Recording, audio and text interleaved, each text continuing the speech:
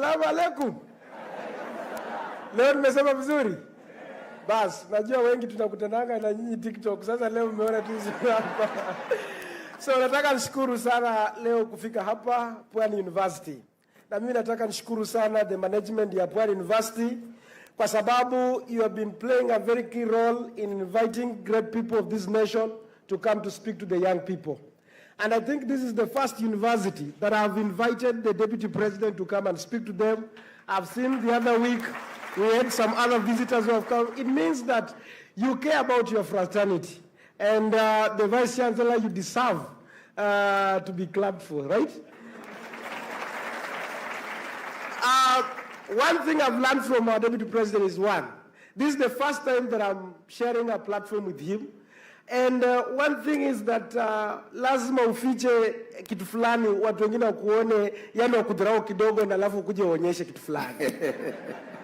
Unaona tufanye nini na kanga tu chizi. Lakini ikifika kwa ground unaona vile napanga kazi. So that is how it means. It's only today I've known that the Deputy President of Kenya ni mtu alisoma political science. Na alisoma mambo ya literature. Na anaongea Kizungu tamu sana. So, hiyo yani anaambia watu wengine Kizungu yake ni kidogo lakini mtu mwerevu.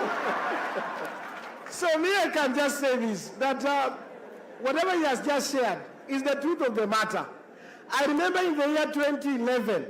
In the year 2011 when I was joining Egerton University for as the first year, our lecturer took 1 hour just to give us a platform for each and every member of that school, just to share his ambition of whoever he wants to become in the life.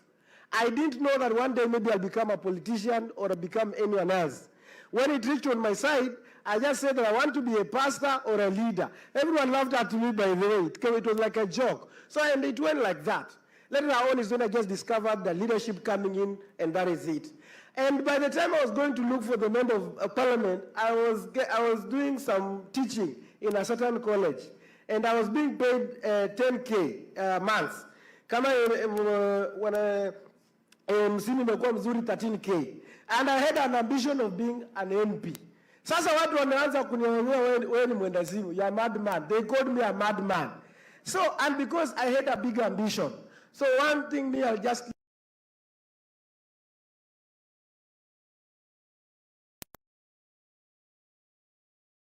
like